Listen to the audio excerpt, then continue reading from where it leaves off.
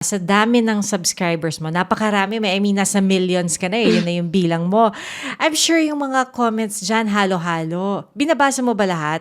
Minsan po gusto ko pong malaman yung thoughts ng mga tao, lalo na po yung mga tao na parang nandiyan since day one, tapos expressive sila sa pag-support po sa akin. Fortunately po, according sa mga comments po, hindi po ako masyadong nakakakuha ng mga negative. Okay yun sa dami ng subscribers. Yes, opo. Kasi more on positive po yung mga nakukuha ko. Kaya parang wala pong problema sa akin. At saka sanay na rin po ako kung meron man na may mga negative comments. Sanay na rin po ako kasi bata pa lang po ako.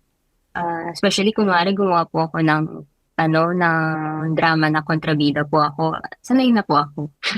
Oh, oo Opo. nga 'no, ang hirap Yeah. nun 'pag ikaw yung kontrabida minsan Opo. na-associate ka na kaagad Yeah. dun sa Yun po. character.